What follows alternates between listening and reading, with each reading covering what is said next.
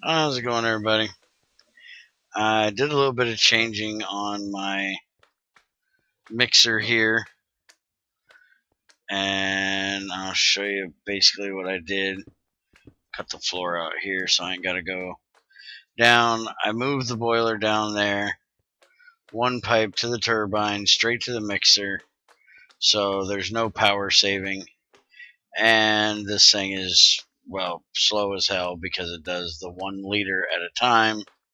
So it's just been running like forever and ever and ever, trying to do the full stack of each, so basically 2 stacks. But I don't want to waste a whole lot of charcoal, but I want to automate this thing, so I wanted to test out this sensor. I haven't made it before, haven't used it, so I want to see if this thing will put out redstone. And I got to figure out how I'm going to get the redstone down there and still be able to access it. If I put it here and monkey wrench it straight down, then it should be able to show the progress of what's in there. So there we go.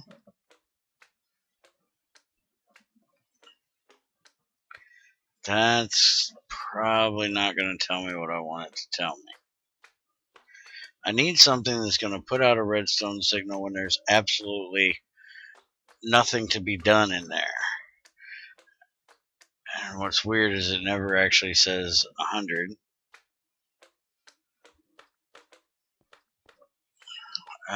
Let's see. Let's go ahead and can I hook a redstone wire to the side of it? That's the front, and that looks really weird. Looks like the progress sensor has Pinocchio syndrome here. I want it to go to the side, which I guess I could just do that because that would connect. That would be the side.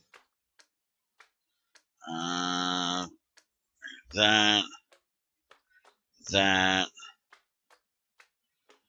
and screwdriver. Gotta get a screwdriver.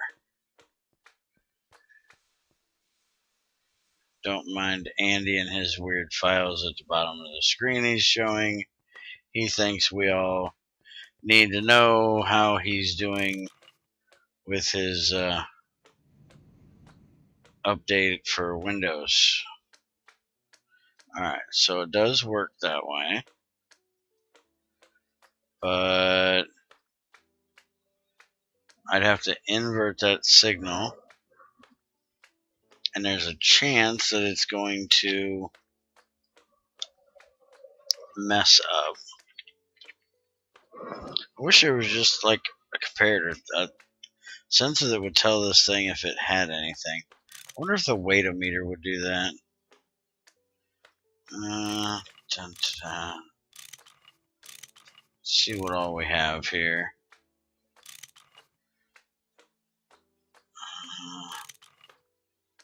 If I do this and set it to 0, well, not that one. I need that one. If it's less than 10%,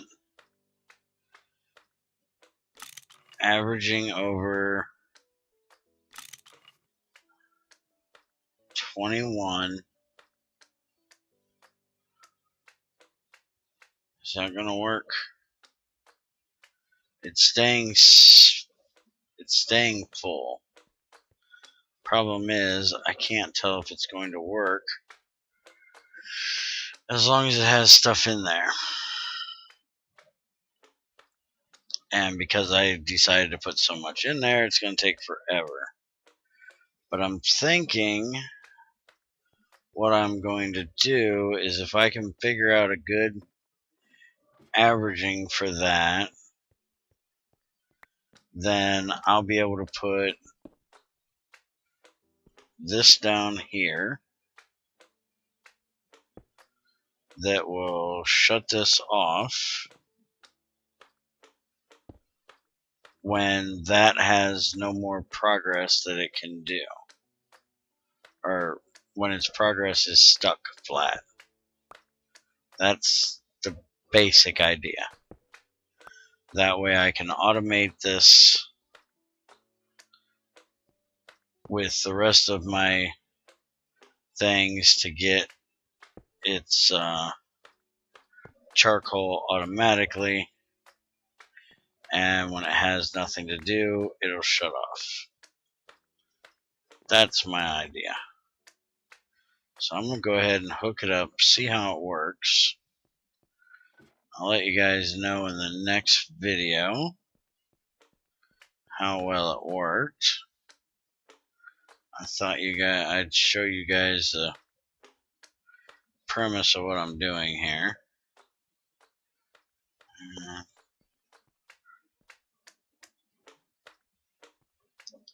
Let's go.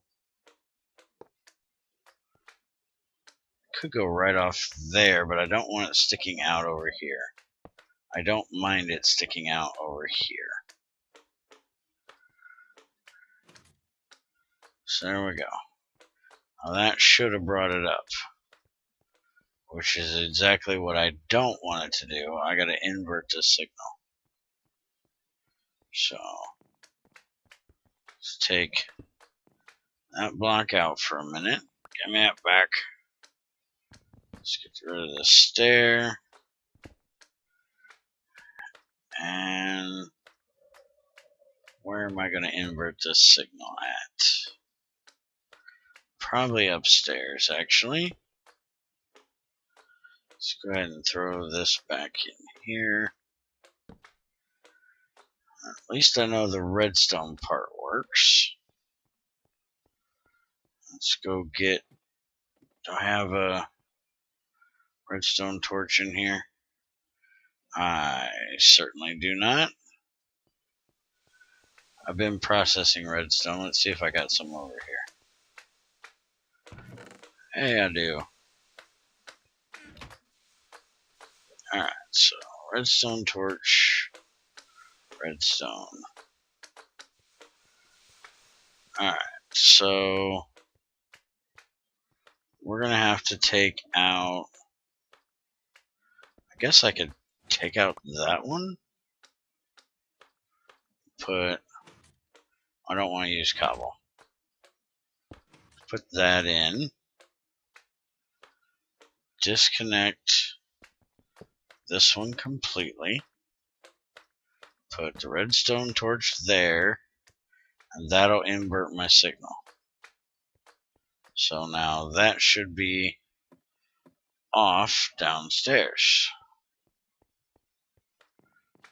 Yes, it is. Alright.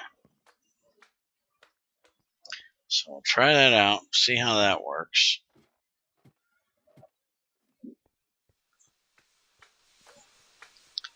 And go from there.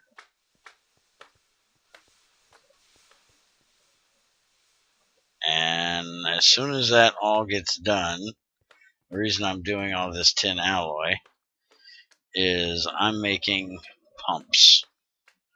Lots and lots of pumps. These right here, ULV. So I need all kinds of tin alloy. You can see it needs 7 tin alloy per pump. Well, 7.1 approximately. So what I'm doing, I'll take you over here. This is all for trying to automate my tree farm a little bit better. Show you the conundrum I'm having. And I think there might actually be a way to fix this without going through all this. I'll explain it in a second. Get down here. I took out the extra row of these because I was getting some really weird flutters, whatever you want to call it, in my FPS, where the FPS didn't really go down, but it just kind of is shaky. And I think it's because these are going constantly. They're not supposed to be. Right now, this one should not be going because there is no fluid in that inventory.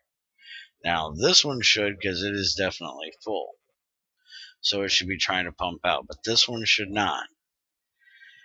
And this one as well should not because there's nothing in its inventory that it can pull out. And I'm not sure what the problem is. It says item in inventory, energy pulsar. So is it checking this? Is that why is it checking that inventory? It should only be checking this inventory. But see, all of these are just sitting here running all the time, and I think they're causing that little bit of shudder.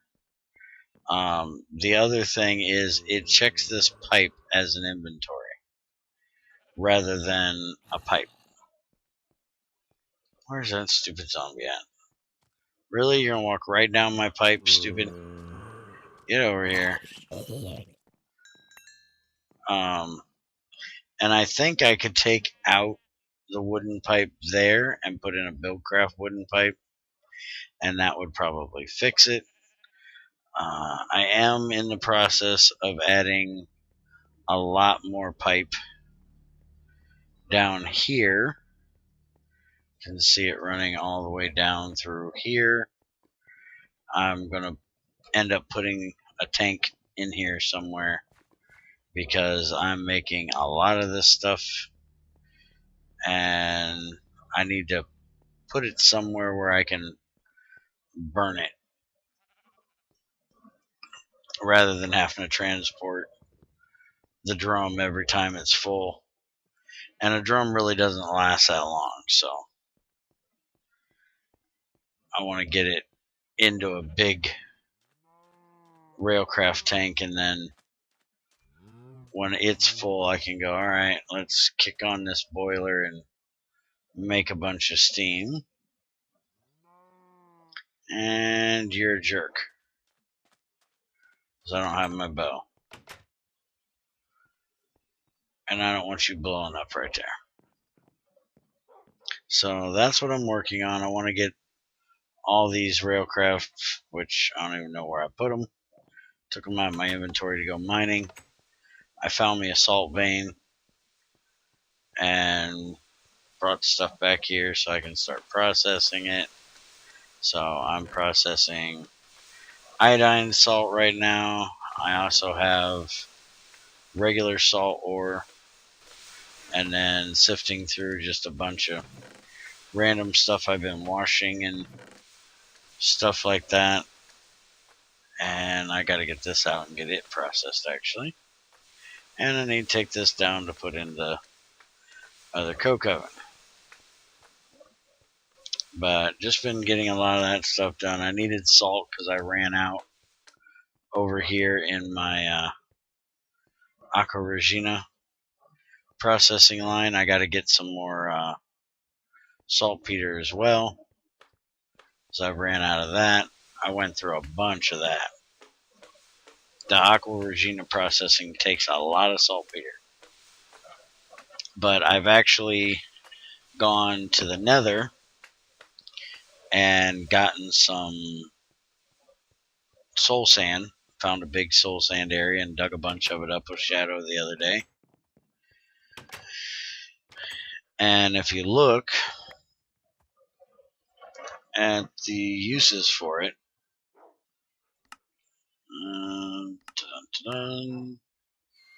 you can sift it, which will give you nether quartz, saltpeter, nether quartz, bones, nether wart, and nether rack.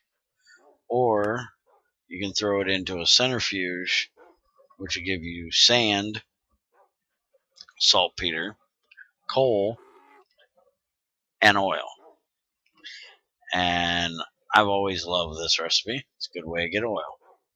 So that's what I'm going to do. I don't really need the quartz, don't need the netherrack, need the saltpeter, can always use the oil eventually when we get some oil processing in here. I've actually given away my Buildcraft refinery, waiting on regular Gregtech way of doing it. So that's why all of those drums of oil are just sitting back there waiting on a way to process it with Gregtech.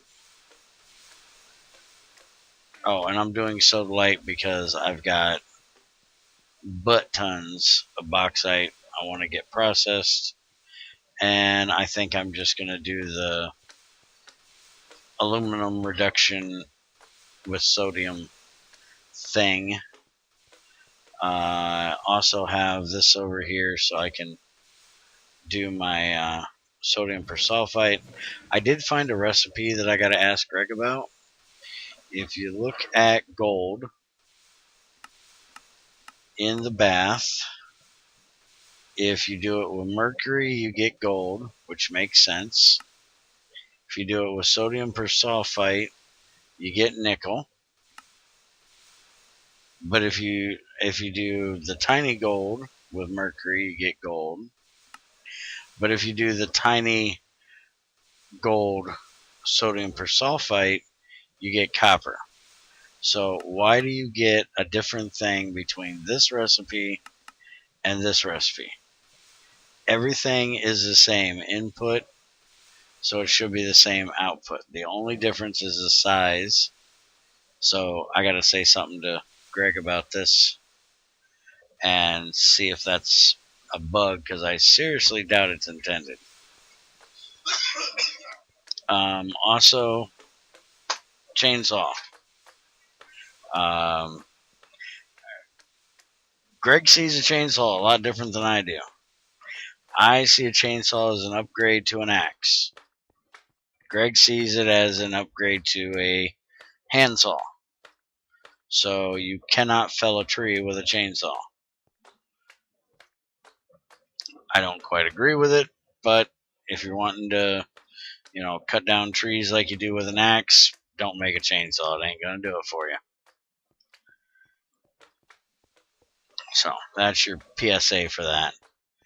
Anyways, I'm gonna let this run, see if it actually shuts off after it gets done. Fiddle with it a little bit, and I'll show you what I figured out in the next video, which will be on Monday.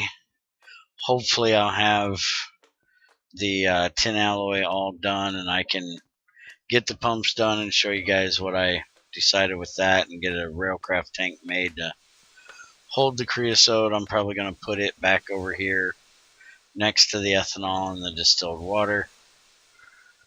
So I'll let you know what I got figured out. I'll see you on Monday. Have a good one.